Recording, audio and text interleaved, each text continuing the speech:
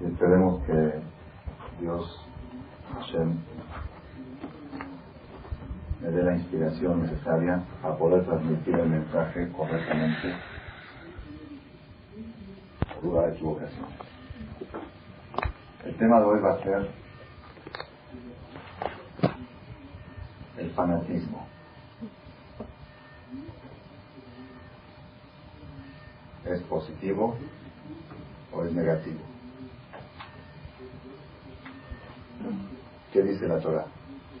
¿La Torah está de acuerdo con el fanatismo? ¿O la Torah dice que no hay que ser fanáticos? ¿Es el punto? ¿Les interesa el tema o nos vamos a otro tema? Es un tema que merece ser desarrollado porque hay confusión al respecto.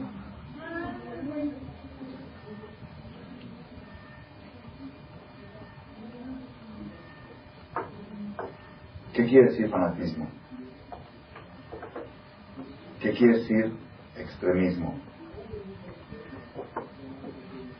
Fanatismo, dice el diccionario de la lengua española, fanatismo significa exageración, ser exagerado. ¿Qué quiere decir exageración? Una persona hay lo necesario, hay lo debido, hay los compromisos normales y la persona exagera y hace más de lo necesario. Eso es exageración, eso es fanatismo.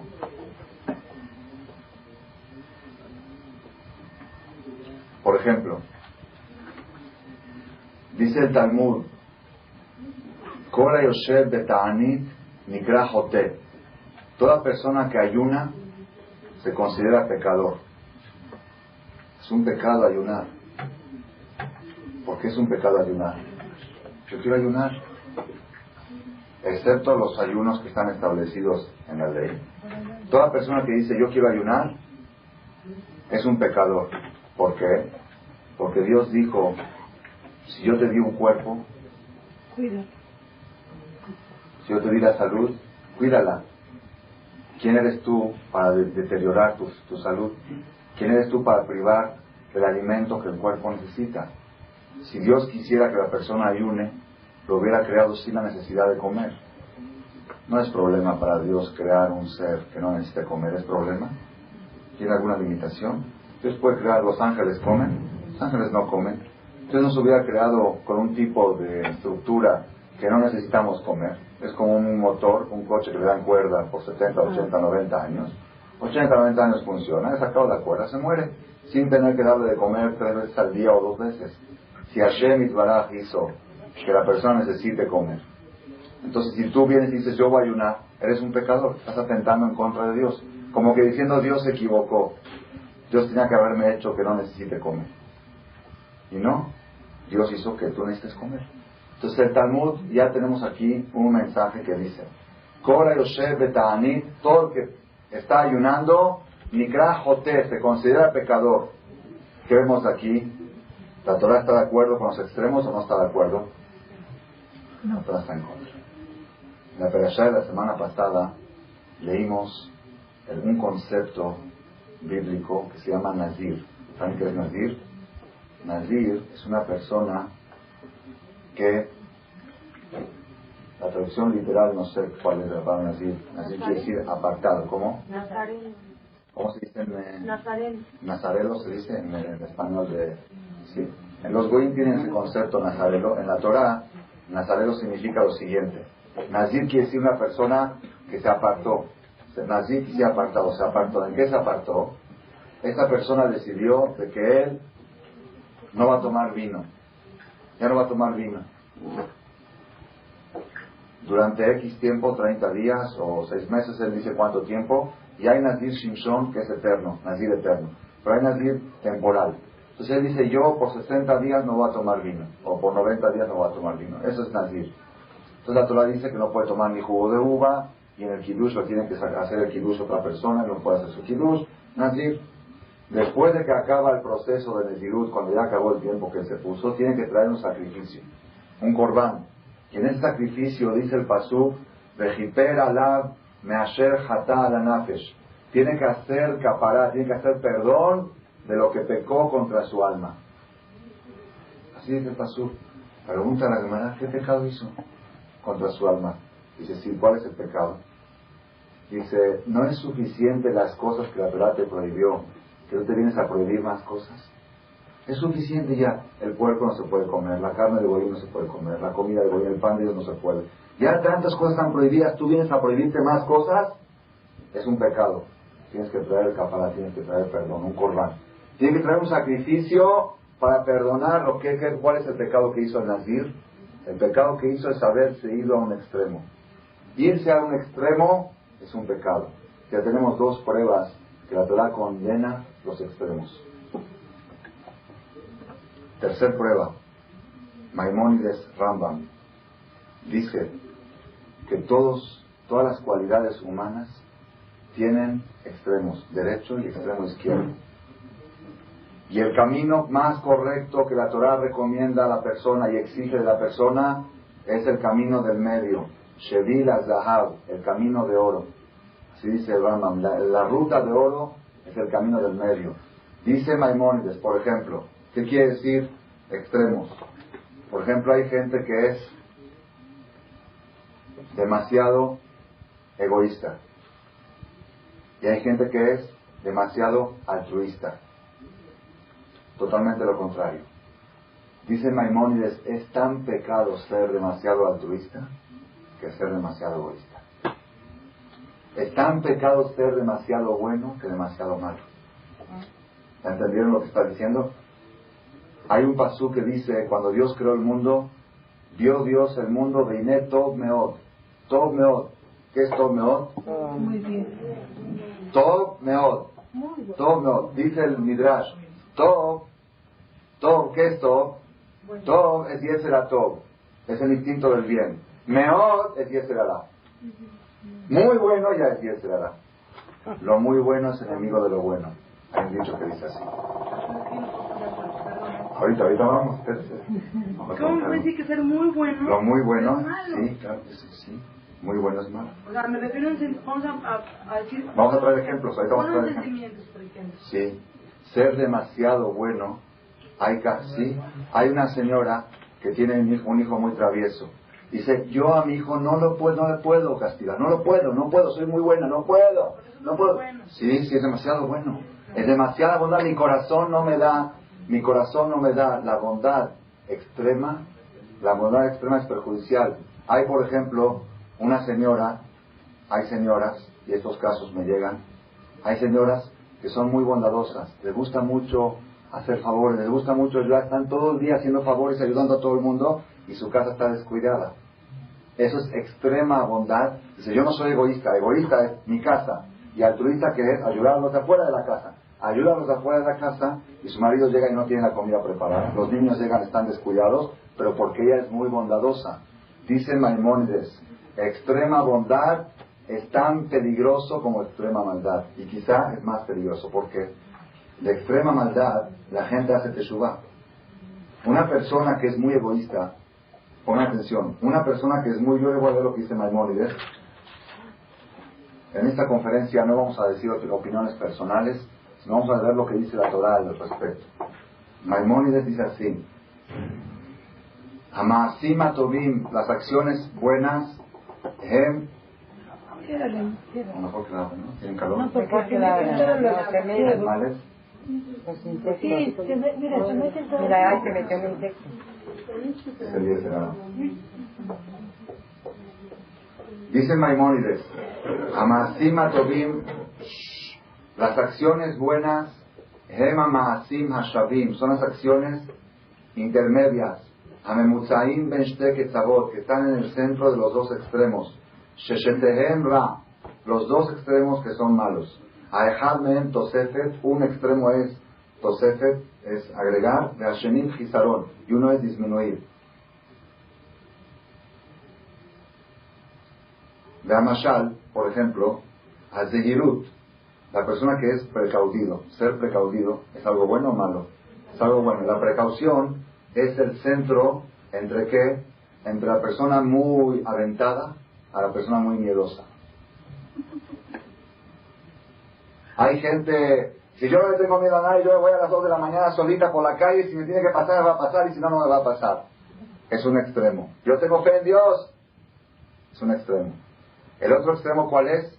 Está uno encerrado en su casa, con alarma, con policía en la puerta, con cuidado y con todo, y si llegan a entrar ladrones, es otro extremo. Y el otro que es precaución en el medio. Antes de dormir, cierra la chapa bien.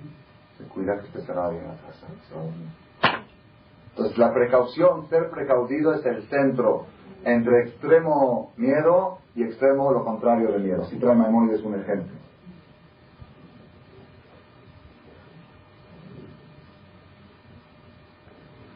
Otro extremo, dice Maimónides, la persona que es muy ambicioso, y quiere, no se sacia con nada.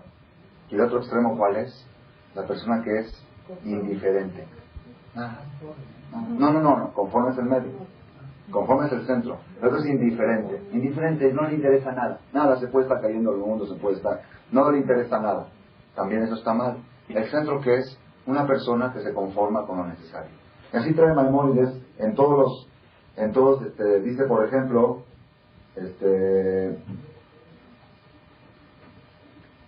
Nedibut quiere decir ser altruista, es el centro entre el amarro de Apizur y el despilfarro. El despilfarro es negativo y ser amarro también es negativo. Y ser en el medio es Nedibut. Otro ejemplo trae Maimónides.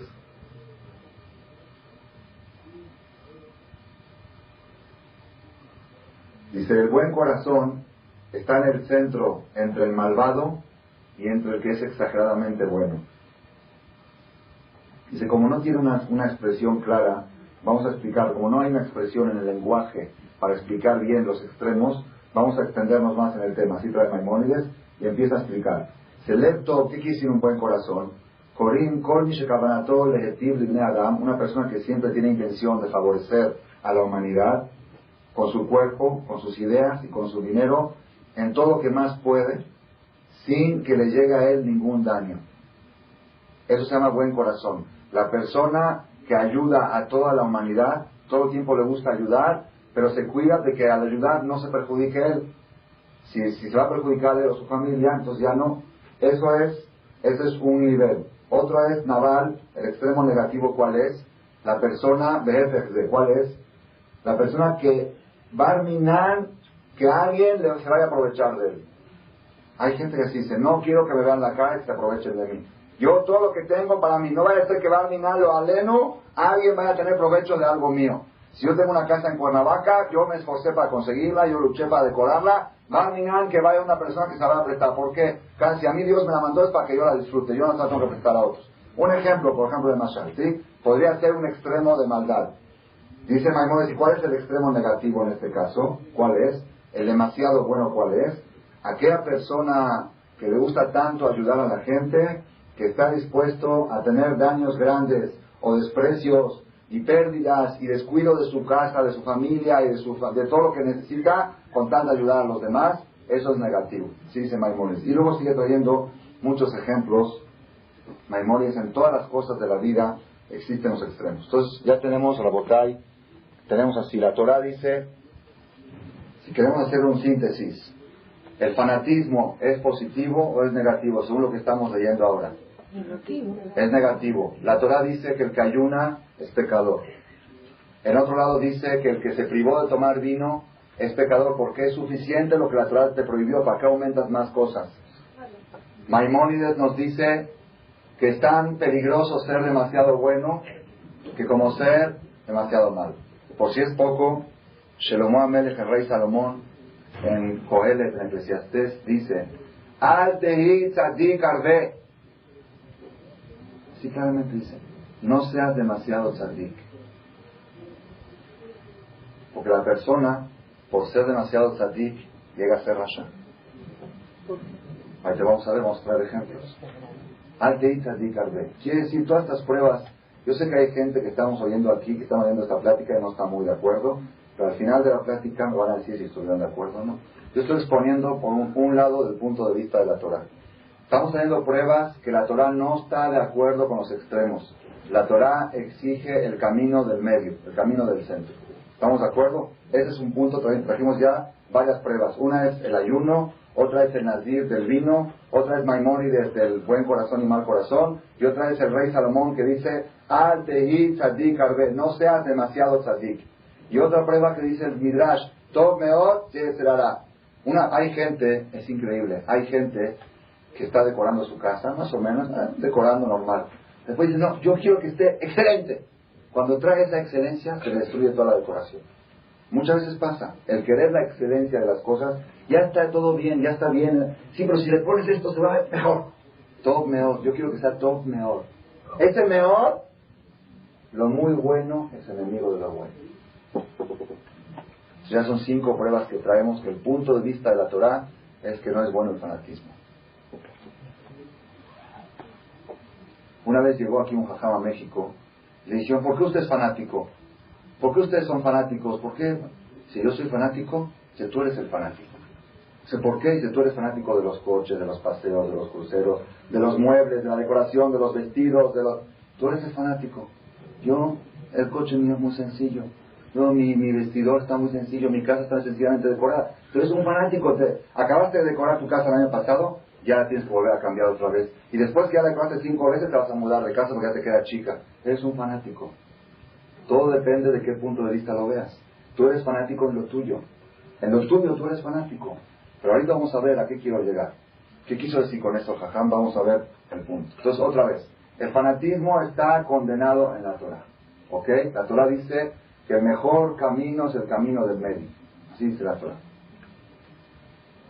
Dice Maimónides, ahorita vamos a llegar a un tema muy, muy delicado y muy actual. Nosotros vemos, sin embargo, hoy en día, en los niveles religiosos, existen lo que se puede llamar el fanatismo o, para cambiar de palabra, el extremismo. Hay extremos. Hay cosas que están permitidas, pero no, yo me cuido, no, esto no, mejor no, así cosas. Hay cosas que son din, que es alajá, que es shuharuj, eso no es el extremismo, eso es la ley. Pero hay cosas que de veras aparentemente son como que, ya son exageraciones. Ya no sean sangrones, ya eso que puede tener. ¿Qué puede tener una lata de atún? A ver, atún kasher. ¿Qué tiene el atún kasher? ¿Qué tiene el atún? El atún es pescado y agua. ¿Qué puede tener? ¿Puede tener o no puede tener nada? No, pero mira, imagínate si le pusieron un pedazo de puerco. ¿A quién le va a poner puerco al atún? ¿No es una exageración? ¿Es una exageración? ¿Para qué tengo que ir y comprar atún kosher mientras hay atún en el súper y cuesta más barato? Es una exageración. Y así en otras cosas vemos que hay niveles y niveles y niveles. ¿Cuál es la idea de esto? La perashá de la semana pasada leímos, junto con la perashá de Nazir, pegado a la perashá de Nazir, hay la perashá de Sotá. ¿Qué es la perashá de Sotá? La perashá de Sotá es algo impresionante, impresionante. Una mujer que su marido le sospecha de infidelidad, pero una sospecha con bases. El marido la vio con un hombre, así en un lugar con un hombre. Dice, no, yo nada más fui a entrevistarme con él. Y le advierte, dice, no quiero que estés otra vez con ese hombre. No quiero. Y se lo dice ante un testigo. Después, ella otra vez vuelve a ir con ese mismo hombre. Y el marido pone un testigo de que se volvió a ir con el mismo hombre después que él le advirtió que no vaya. Entonces ya el hombre sospecha que ella fue infiel. ¿Qué se hacía en ese caso? ¿Qué se hace? Que la divorcie. No, le cuesta muy cara la indemnización, los gastos del divorcio son muy caros. Vivir con ella es haram. Vivir con una mujer que Barminan estuvo con otro hombre, una mujer que tuvo relación con otro hombre, se prohíbe eternamente volver a vivir con su marido. Es definitivo. No hay salida para eso. Es absoluto y eterno. Entonces, ¿qué vamos a hacer? Seguir viviendo con él, no puede. Divorciarla, no tiene dinero. ¿Qué se hace? Se la trae al Bet HaMikdash, un proceso impresionante. Se la traía esta mujer al Bet HaMikdash, al templo sagrado, en Jerusalén. Venía el Cohen, el sacerdote mayor, ante un público de miles de personas. Se anunciaba.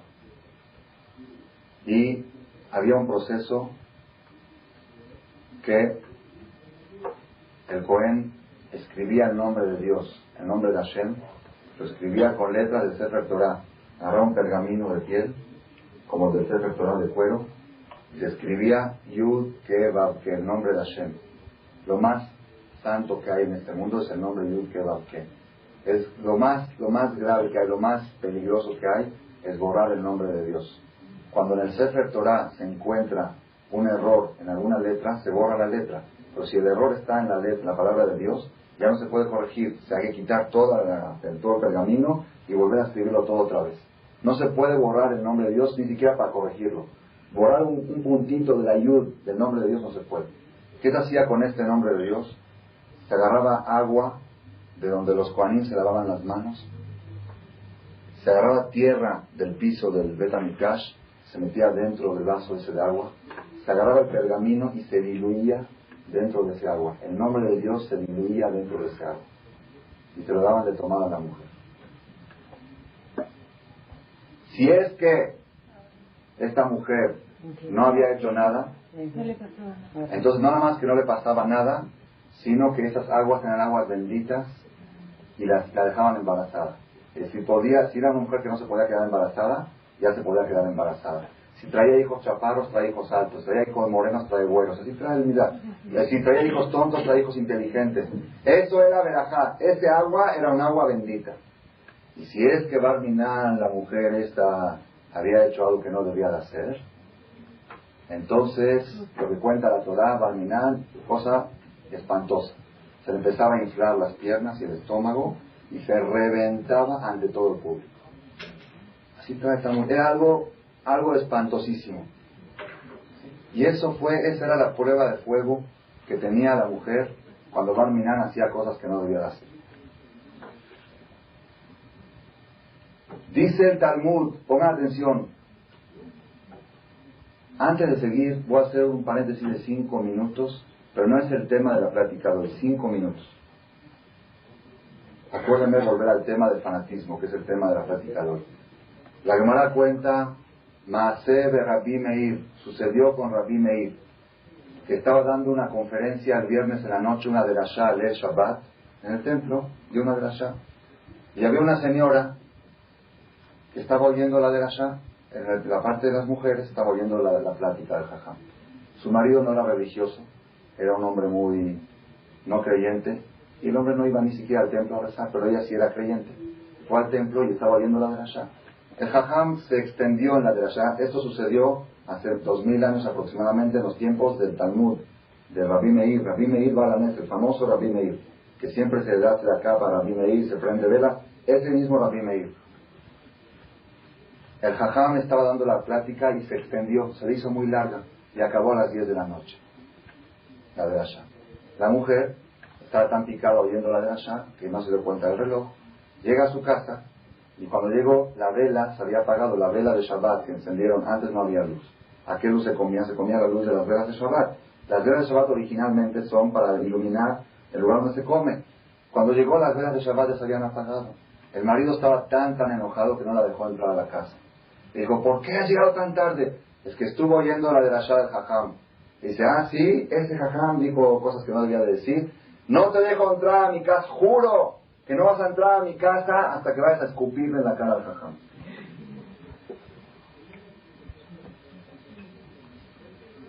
Esta señora, 10 de la noche, 10:30 de la noche, solita, todo oscuro, no había focos en la calle. El marido no la deja entrar a la casa. ¿A dónde va a ir? No hay hotel, no hay nada. ¿A dónde va a ir? ¿A dónde va a ir? Al Knis, va al templo. Mientras Eliyahu Anabí se le presentó al Rabbi Meir Balanés, le dijo, por tu culpa hay una mujer que está sufriendo, que está fuera de su casa, y le contó todo el suceso. Y va a venir ahora al Knis. La mujer fue al Knis, se sentó en el lugar de las mujeres, a ver qué puede ser. Su marido no la deja entrar a la casa, viene esa noche sin comer, tiene hambre, no hizo adus, no hizo kiddush, y ni modo se equivocó. ¿Qué va a hacer? Está sentada ahí. El rabino, Rabbi Meir, estaba sentado todavía con sus alumnos. Entonces Rabbi Meir empezó a agarrarse los ojos así.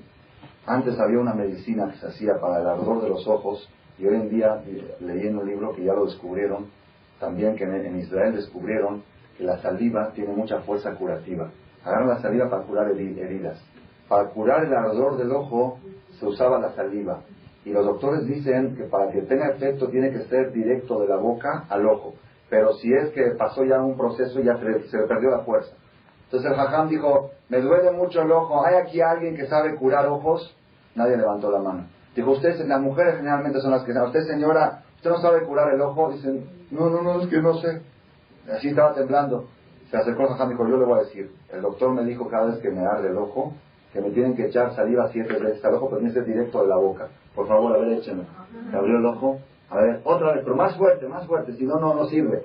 Y así le iba escupiendo, y se ve con tu marido, y dile que su juramento ya caducó. Él te dijo que escupas una vez y tú escupiste 7 veces. Sus alumnos del jajam estaban consternados. Los alumnos dijeron, jajam, ok, la mujer estaba sufriendo. Nosotros, si usted nos decía, íbamos a la casa del Señor, le rompíamos la puerta, lo traíamos aquí a fuerzas y le damos una paliza, la deja entrar a su mujer y si no le damos otra. ¿Por qué usted hizo que se desprecie tanto el prestigio? ¿Saben qué desprecio es un jajam? Que le escupa a una mujer 7 veces. Es Bitayón Torah, es desprecio de la Torah. Le contestó el jajam, si Dios permitió que borren su nombre para lograr la armonía en un hogar, ¿quién soy yo ante Dios? Yo no voy a permitir que borren mi nombre, que me escupan, para que haya un shalom en un hogar, la paz en un hogar. Si Dios mismo dijo que borren mi nombre, el pecado más grave de todos los pecados, borrar el nombre de Dios, lo aceptó para que un hombre se reconcilie con su mujer. Yo no lo voy a aceptar para que se reconcilie esta mujer con su marido. Que se borre mi nombre, que me escupan la cara, con tal de que esté bien con su marido.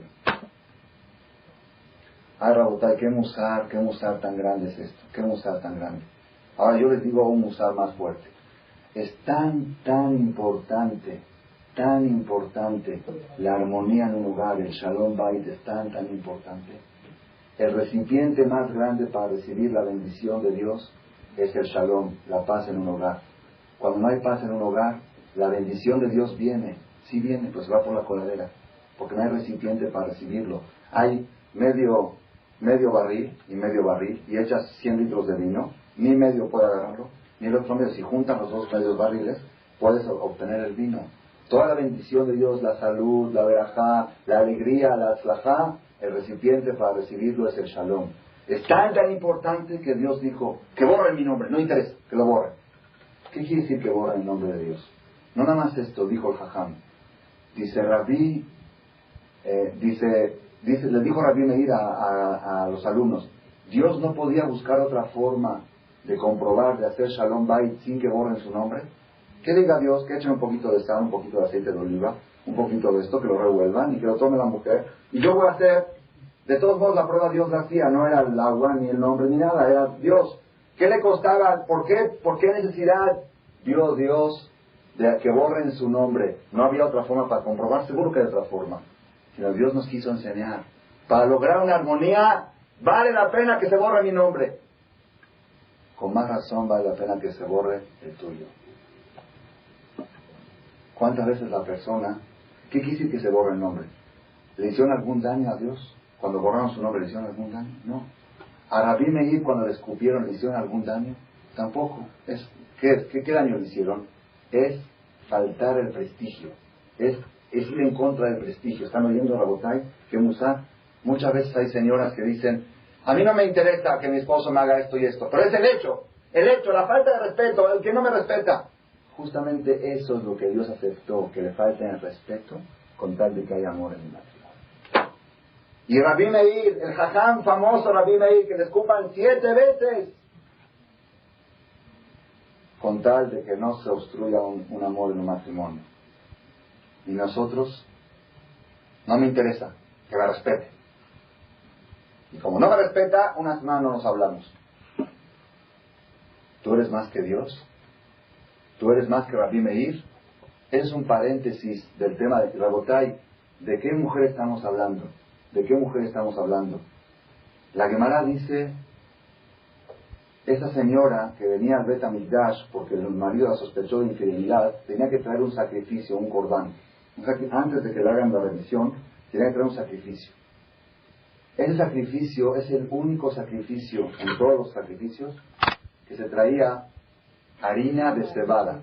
Todos los sacrificios es harina de trigo refinada. Lebonaz de acá, todos los korbanot que se traía al Bet HaMikdash, tienen que ser la mejor harina del mundo, harina refinada, la que usan los reyes. Porque a Dios no le puedes traer una harina sencilla. El único sacrificio que se traía de cebada era el Minhat Sotá, de la mujer esta. Pregunta a los Ajamín por qué. ¿Por qué este corbán es de cebada? Cebada es comida de animales. Ella actuó como un animal, no merece traer comida de un ser humano, tiene que traer comida de animales. Porque su actitud fue una actitud de animal. Preguntan, ¿cómo sabe?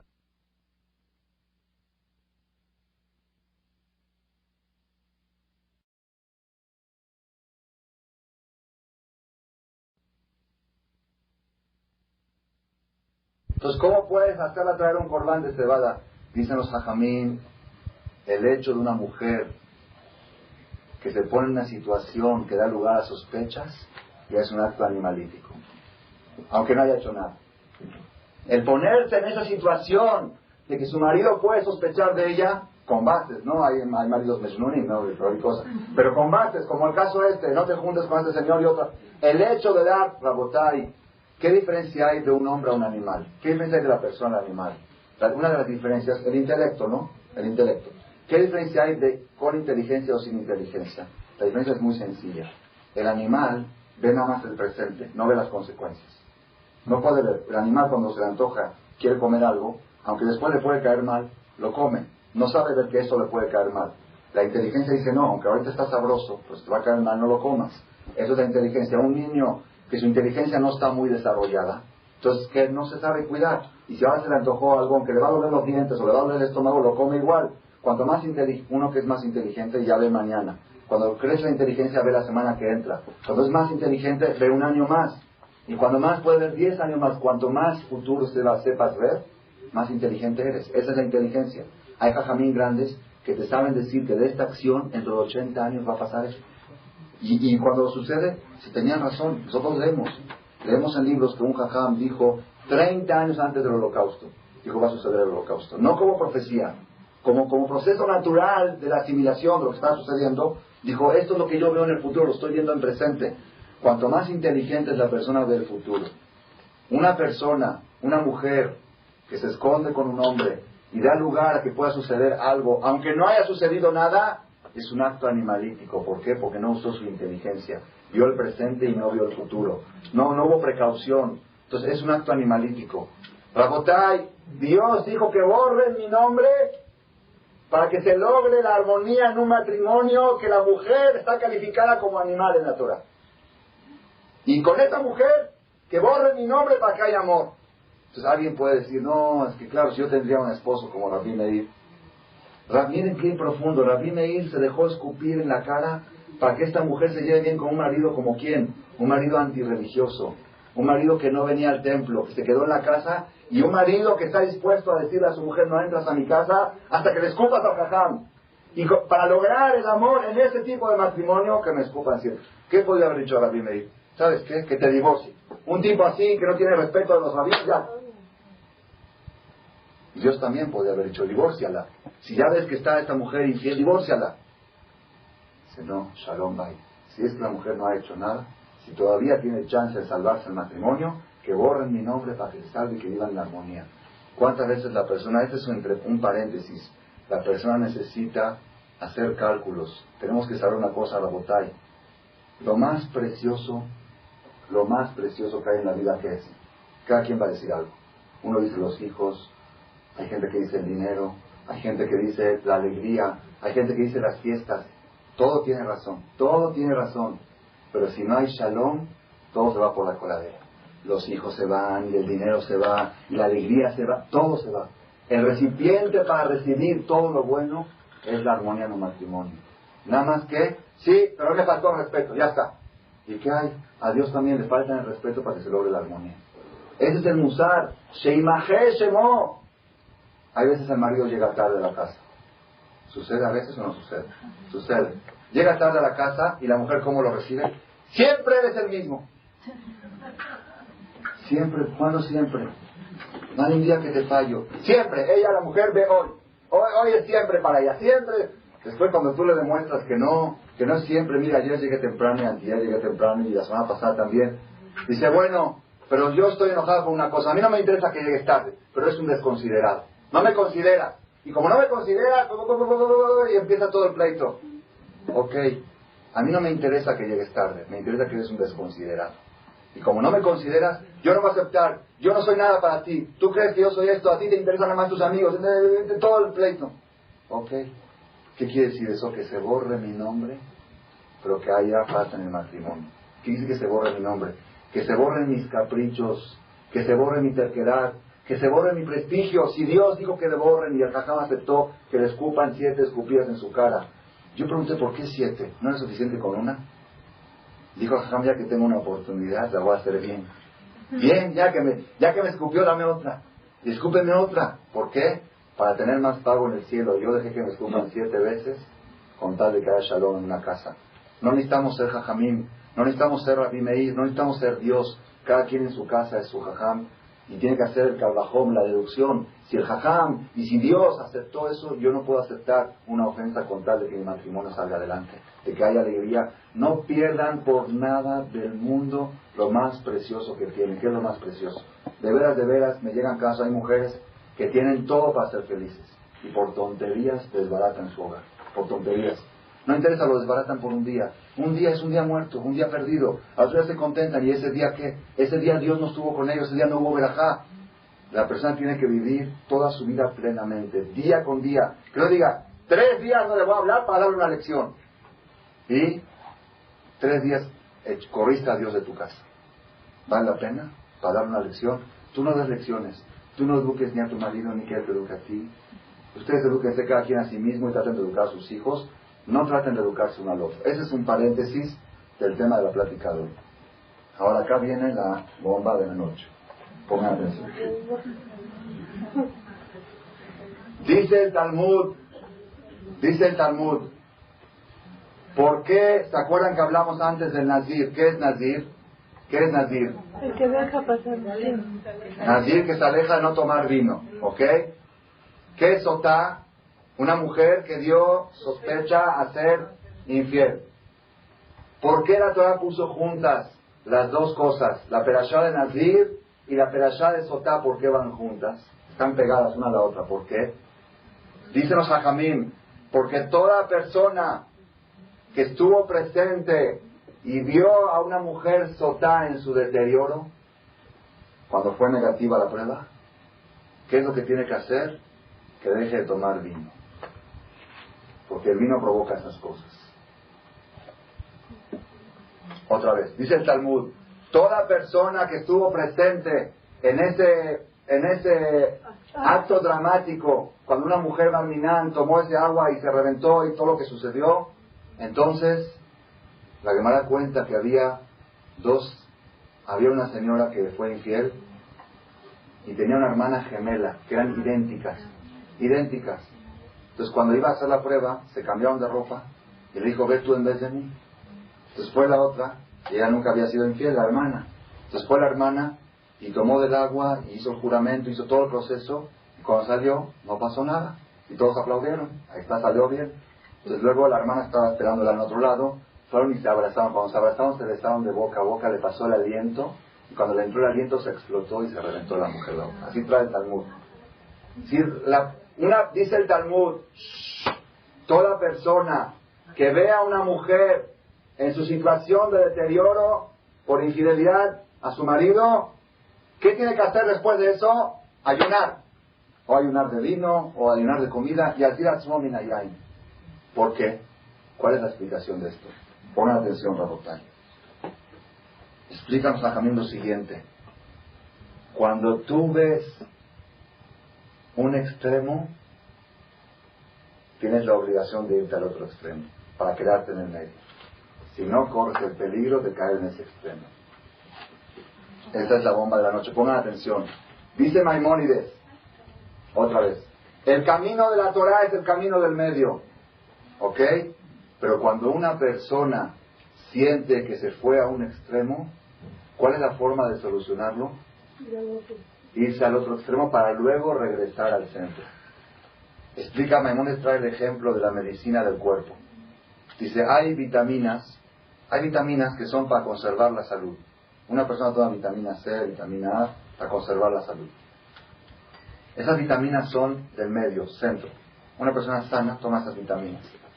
Hay una persona que se enfermó, ya tiene calentura, ya tiene gripa, ¿esas vitaminas lo pueden curar? No. ¿Por qué? Son muy buenas. Son buenas para el que está sano. Pero para el que ya se fue a un extremo, tiene que tomar, por ejemplo, si le dio calentura, toman las medicinas que hacen bajar la calentura, lo hacen demasiado frío para que luego regrese a estar en el centro, en el calor normal que necesita el cuerpo. Así es en la medicina física, igual en la medicina del alma. El ejemplo que traen, si tú tienes un plástico normal, y se dobló para este lado, y lo quieres enderezar, ¿cómo lo haces? Si lo haces así, no se endereza. ¿Qué tienes que hacer? Tienes que hacerle así, lo doblas así, y después de tener un tiempo así, ya regresa al medio.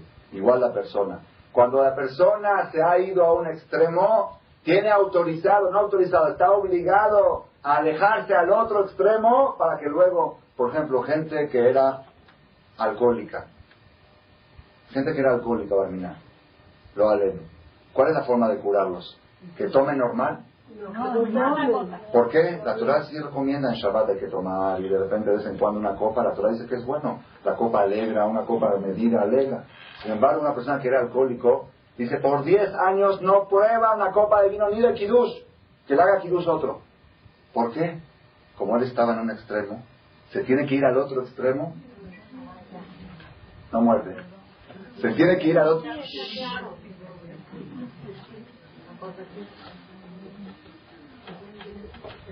Entonces, otra vez, Rabotai, ¿cuándo se justifica que la persona se vaya a los extremos? Cuando ya se ha ido a un extremo negativo y él quiere llegar al medio. Para llegar al medio, si va a ir al medio, es peligroso. Se tiene que ir a un extremo para luego poder retornar al centro. Es la única causa, el único lugar donde la Torah autoriza usar los extremos. Pongan atención, Rabotai. Cuando una persona ve a una mujer en su deterioro, en la situación de sotá que hemos mencionado, en este momento, ¿saben lo que sucede? El pecado de adulterio se le hizo menos grave en sus ojos. ¿Por qué? Uno siempre dice, no, Barminá, adulterio es lo peor. Pero cuando ya lo vio, ya vio a una persona que lo hizo, ya se le hizo menos grave, aunque vea su castigo. Miren qué profundo que está esto. Aunque vea su castigo, el hecho de presenciar una persona que ya lo hizo, ya se enfría el pecado, ya no es tan grave. Y ya corre el peligro de caer alguna vez también esta persona en esto, y la Torah dice, vete a un extremo para poder regresar al centro. Ya estás en peligro. ¿Qué musar, Rabotai, cuando nuestros hijos abren el periódico y ven un señor violó a una jovencita, y lo agarró la policía y lo llevó a la cárcel? El niño que ve la cárcel. Porque dice, cárcel, quién sabe qué será, pero eso sí sé lo que es. Y ya el pecado, no se le hace más posible, ya no se le hace tan remoto. Y dice, bueno, ahí está que la gente lo hace, y Barminan, no digo que lo va a llegar a hacer, pero ya se está yendo a un extremo, ya está corriendo el peligro. Están oyendo Rabotai, es un musar muy fuerte. Dijo un jajam, yo conocía a un amigo mío en Israel, más grande que yo, Abrej, que él vivía en una ciudad, en una colonia religiosa. Pero en Shabbat iba a visitar a su suegro, que su suegro vivía en una colonia no religiosa. Y cuando pasaba por la calle, veían circular coches en Shabbat. Aquí, cuando vemos circular un coche en Shabbat, no es tanto problema. ¿Por qué? Debe ser un goy. La mayoría son goyim. Si no es un ejemplo totalmente negativo, al menos que el niño vea directamente que es un yehudí. Pero normal, son goyim, hay muchos goyim. Pero en Israel que son todos yehudí. Cada coche que ves circular, estás viendo un Hilul Shabbat. Y cuando tú ves un Hilul Shabbat, ¿qué sucede? Tú no vas a llegar a hacer Hilul Shabbat, pero ya no lo ves tan grande.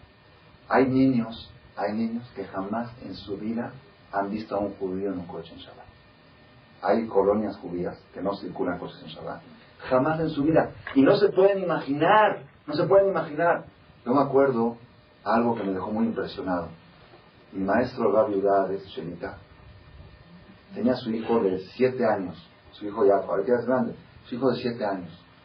Un día bajó el jajam de la casa el Shabbat de la mañana y vio a un señor en un taxi. Un señor en un taxi, no sabía que era ninguna emergencia. Entonces se acercó el niño y le dice al chofer, el niño de 7 años, dice, ¿tú eres huérfano? Le dice al chofer, dice, ¿por qué me dices eso? Dice, no, porque quizá no tuviste un papá que te enseñe que no se puede subir al coche en Shabbat. Un niño de 7 años no podía entender, dice, no puede ser, si está subiendo es porque su papá no le enseñó, pues si lo hubiera enseñado. Pero ¿qué? Si ese niño sigue viendo y sigue viendo y sigue viendo, con el tiempo se va enfriando. No digo que lo va a llegar a hacer, pero se va enfriando. Este amigo mío que tenía que se fue, iba a la casa del suegro en Shabbat, pasaba por la calle con sus hijos y niños de 7 años. Y todo el tiempo que cada vez que pasaba un coche, los niños decían en quedito, azul y suave Shabbat, azul y suave Shabbat, prohibido subir al coche Shabbat, prohibido subir al coche. Entonces yo le dije, oye, ¿qué estás haciendo? Si fuera que le gritas al otro, hay una obligación de reprochar. Entonces, pero aquí, azul y suave Shabbat, ¿a quién están diciendo? Dice a nadie, a sí mismo. ¿Por qué? Porque en este momento que están viendo ya se le puede aflojar. Ya puede decir, bueno, ahí está que no es tan grave, no es tan grave. Una vez, ahí me sucedió, salía yo del knis, del templo, y me dice mi hijo chiquito de 5 años, papá, vamos a subir al carro. Digo, Haram, Shabbat no se puede. Dice, ¿cómo? Yo vi un señor que subió. Dije, debe ser que era un goy. Dice, no, yo vi que salió del templo. Le dije, debe ser que entró a llamar a alguien, que era un chofer, que entró a llamar a alguien, o que no debe ser que era Yudí. Dice, no, yo vi que tú lo saludaste y le dijiste Shabbat Shalom. Miren cómo razona el niño. El niño él sabe que en Shabbat un judío no sube al coche. Yo estoy dando como ejemplo esto nada más. Él sabe que en Shabbat no sube al coche. De repente ve, y de caminar del knis a la casa se cansa, pero él sabe que así somos los judíos. De repente ve uno que sale del templo y sube al coche. ¿Qué dice? Debe ser goy. Pero después dice, no, si mi papá lo saludó y le dijo Shabbat Shalom, a un goy no le dice Shabbat Shalom. Si le dijo Shabbat Shalom es judío. Si es judío, quiere decir que no es tan grave. Si no es tan grave, papá, vamos en coche. Así fue el razonamiento natural del niño. Entonces le tuve que explicar. Dije, no, si de veras fue un yehudí, yo no lo vi, pero si fue, está muy mal hecho, no se debe de hacer. Y no esto. Viene y me pregunta el niño, me dice, papá, ¿y qué pasa con uno que sube al coche porque no sabe? Miren qué trampa me estaba poniendo el niño. Papá, ¿y qué pasa por uno que sube porque no le enseñaron? Porque es ignorante.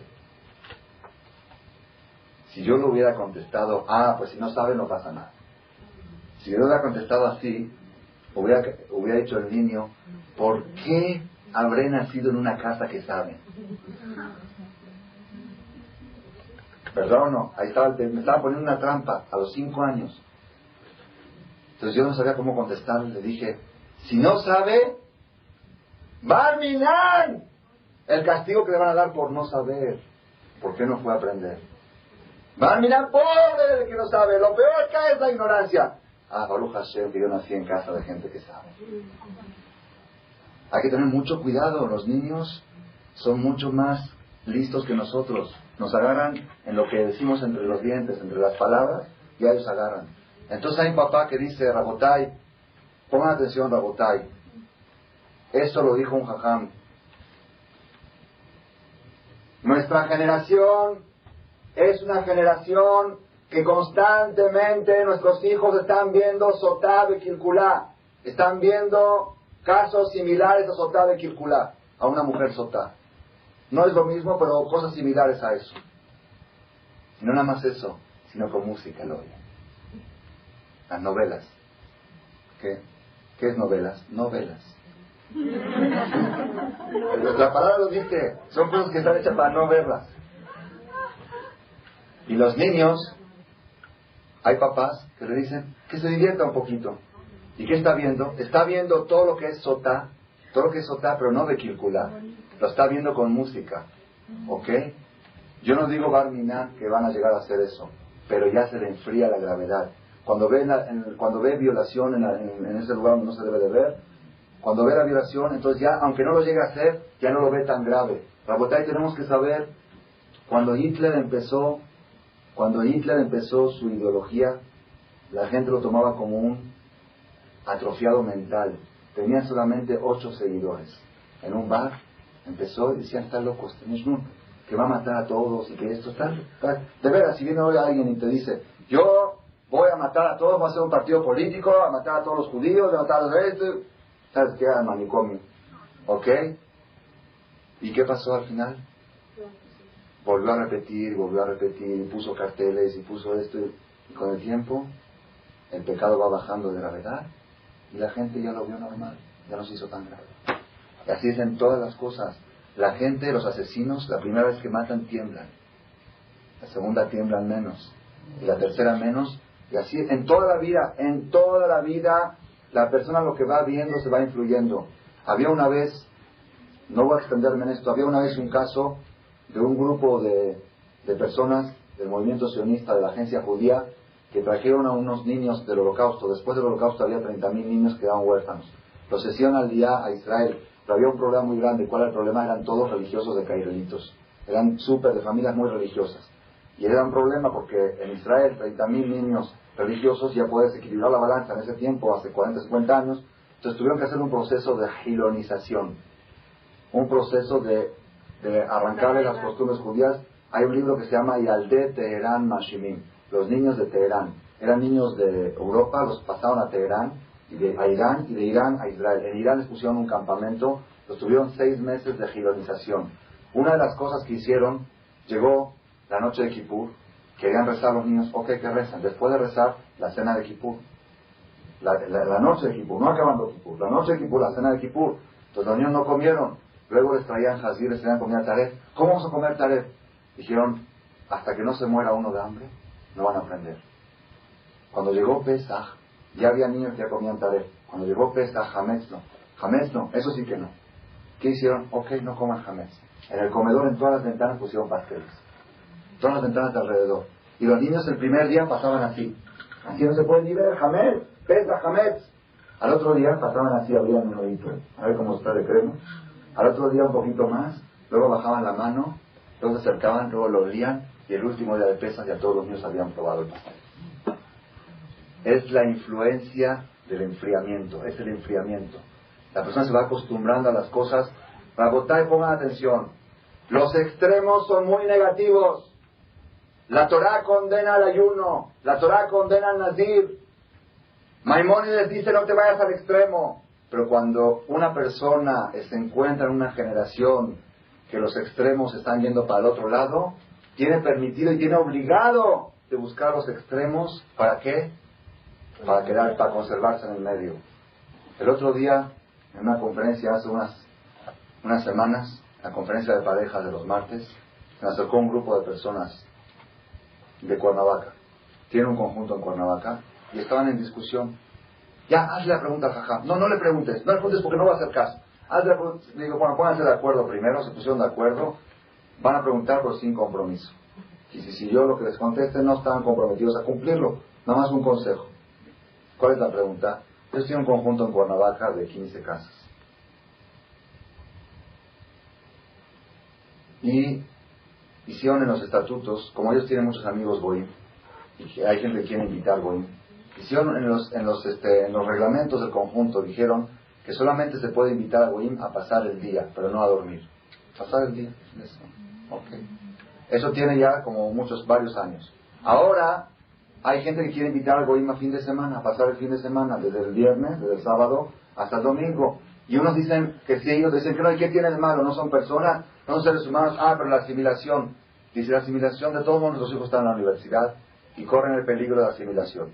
De todos modos corren el peligro. Entonces, ¿por qué te haces tonto? Ya, así, ese fue el argumento. Entonces yo les dije lo siguiente. Le dije, mira, si tú mandas a tu hijo a la universidad a aprender una profesión, porque no existe una universidad judía en México, y tú quieres que tu hijo tenga una profesión porque tú entiendes que sin eso va a estar muy indefenso en la vida, aunque digamos que estés equivocado, pero esa es tu forma de pensar, digamos, y tiene su base lógica de que tu hijo tiene que tener una profesión, tú mereces que Dios te proteja. ¿Por qué? Porque dices, la Torah dice que yo tengo que enseñar a mi hijo una profesión. Yo no sé enseñar, lo tengo que mandar a una universidad. Universidad judía no hay en México. Entonces lo mando a la universidad de Goy, por favor, Dios, protégeme. Mereces protección. Pero cuando tú invitas a un Goy a pasar un fin de semana a tu casa, no mereces que Dios te proteja. pierdes el derecho de protección y en la universidad va a caer tu hijo. ¿Por qué? Porque ya tú mismo te expusiste al peligro. Cuando te expones tú a un peligro injustificadamente, no mereces que Dios te proteja. Ahora, este señor me puede preguntar, ¿dónde dice la Torah que es haram invitar a un goy un fin de semana a Cuernavaca? No dice busca en toda la Torah, no existía Cuernavaca en la Torah. Y aunque existiera, no está escrito en ningún lugar de la Torah, no es ningún pecado, se los vuelvo a aclarar. Si alguien me pregunta, busquen en todos los códigos de leyes. No hay ningún lugar en la ley judía que diga, no invites a un goy a pasar un fin de semana a tu casa. Entonces, ¿por qué tenemos que ser fanáticos? ¿Por qué tenemos que ser exagerados? ¿Por qué tenemos que prohibir cosas que la Torah no prohibió? Respuesta. ¿Por qué? Porque nos encontramos en una generación que hay tanto fanatismo para el otro lado, que la única forma de garantizar el centro es ser un poco más fanáticos para el otro lado. Por eso volvemos a repetir. Como ideal, como idealismo, los extremos son negativos. Como terapia, la única forma de curar los peligros de los extremos es yéndose al otro extremo. Y nosotros hoy nos encontramos en una generación de terapia. El otro día llegó una persona y dice, ¿por qué ustedes se dejan los caireles? ¿Esto es obligación? No hay. Busquen en toda la Torah. No hay ninguna obligación. Es una costumbre, más que todo es una costumbre europea. Los judíos de Europa lo usaban para distinguir entre el judío y el goy. Una de las cosas que distinguían era estas, ¿cómo se llaman estos? ¿Cómo le dicen? Los peot, caireles, como lo quieran llamar. ¿Por qué ustedes se dejan eso? Le dije, ¿por qué le dejas a tus hijos eso? ¿Por qué cambian las costumbres de tu papá? ¿Por qué? Le contesté, el señor de casualidad, de causalidad, era un señor muy rico que venía con un guarula, con un guardaespaldas atrás. Le digo, ¿tu papá iba con guardaespaldas? No, pero la situación ya cambió. Le dije, la situación ya cambió. Hoy en día los peligros son más grandes. ¿Y qué hay si son más grandes? Cualquier acción que pueda yo hacer para distinguir a mi hijo del goy, la voy a hacer aunque no sea obligatoria. ¿Para qué? Para correr menos riesgo. Y no estoy garantizado, pero para correr menos riesgos. Los extremos, Rabotay, cuando hay una generación que los niños de repente se aparecen con su cucu, ¿cómo le dicen? Con su colita, y con sus aretes. De repente el jajam nos contó que vino a visitar una persona que tenía un arete en el pie. Dice, sí, tiene razón, el arete se pone donde está la cabeza. Desde que la cabeza pasó a los pies, ponen el arete en los pies. Ya no hay límites. Rabotay, nuestra generación, nuestros hijos, no cerremos los ojos. Nuestros hijos, cada 10 años que pasan son distintos a los 10 años anteriores. El que tiene un hijo de 10 años y un hijo de 1 año no puede usar el mismo sistema que usó hace 10 años para el hijo de 1 año. Ya cambió, ya es otra época, ya los extremos son más fuertes. La Gemara dice que el Mashiach Ben David,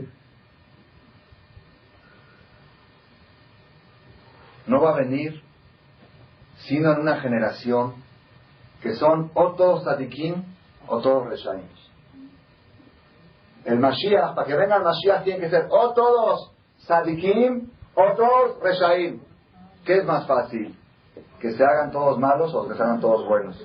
Pues ya, entonces, si queremos que venga el Mashiach, vamos a hacer una campaña de que todos los religiosos se hagan reshaim. Es mucho más fácil. Los religiosos creen en la llegada del Mashiach. Y ellos creen lo que dice el Talmud. Y el Talmud dice que si todos... Entonces ya vamos a hacer que venga el Mashiach. ¿Para qué tanto rezo? Desde ahora en adelante vamos a hacer seminarios.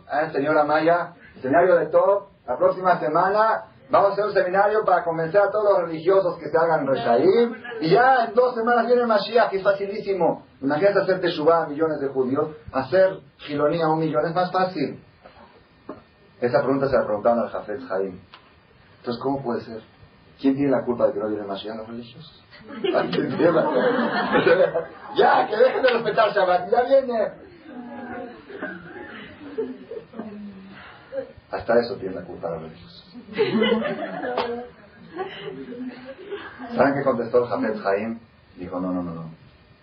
Es que ustedes no están entendiendo lo que dice el Talmud. El Talmud dice que el Mashiach no va a venir sino en una generación que son todos tzadikim o todos reshaim. ¿Qué quiere decir? Durante 2000 años de la diáspora existió el término medio. Había, no siempre todos eran, había gente normal, respetan esto, lo mínimo, Shabbat, kasher, poquito Shabbat, así tevilás a medias, en el medio, las cosas en el medio más o menos, y la cosa más o menos salía adelante, el pueblo se conservaba. Cuando llegue el Mashiach, una generación antes de la que llegue el Mashiach, la época premesiánica, va a ser una generación de extremos, que no va a existir el término medio. Va a haber o todo Rasha o todo Sadik. Y hay gente que dice, yo no quiero que mi hijo sea Rasha, pero tampoco Sadik. Que sea normal, con mi abuelito, con mi bisabuelo. Eso era en la generación de tu bisabuelo. En esta generación, y lo estamos viendo con nuestros ojos. Con nuestros ojos estamos viendo cómo los jóvenes se van a los extremos, Rabotay. Y es muy peligroso los extremos. Una vez llegó una señora y me dijo, Jajam, ¿qué hago? No sé qué, que mi hijo que quieren que lo meta a la yeshiva y yo no lo quiero meter a la yeshiva. Le digo, ¿por qué no lo quieres meter a la yeshiva? ¿Por qué no lo quieres meter a la yeshiva? No, porque son muy exagerados y son muy estos. Le dije, mira, te quiero exponer una cosa, quiero que entiendas. Hoy en día, estamos en generación de extremos, ¿ok? Le dije, si tu hijo llega a ir a la yeshiva, lo peor que te puede pasar, de lo peor, que te salga un hijo Moshe Rabbeinu. Un hijo Rabbi Adia Yosef. Un hijo que cuando entra toda la gente le besa la mano. Pase Hakam, a ver, diga unas palabras. Es lo peor si te llega a ir muy mal. Lo peor, Barminan, que tu hijo Barminan te llega a aprender demasiado y llega a tener demasiado fanático, te va a salir un Rabbi Adia Yosef, un Rabbi Hatzira, una persona que da bendiciones a todo el mundo, que todo el mundo viene a pedirle para curar enfermos. Es lo peor que te puede pasar. Gracias por su atención a este shiur del Rav Malech. Les recordamos que pueden visitar la nueva página de shemtov.org en el internet www.shemtov.org. Actualmente la página cuenta con varias secciones: noticias sobre las actividades de Shem Tov a nivel mundial, escuchar o bajar las últimas conferencias del Rav Malech, escuchar o bajar la halajá del día, imprimir o estudiar desde su computadora la perashá de la semana, estudio diario de Gemara, Daf Yomi en español, sincronizar su iPod con podcast, un manual para crear su propio CD de las conferencias que existen en la red, adquirir libros con entregas internacionales con la metodología del Rav Malech de español, fonética y hebreo simultáneamente, así como ubicar las ciudades en donde se reparten CDs a nivel mundial. Es que la misbot y muchas gracias.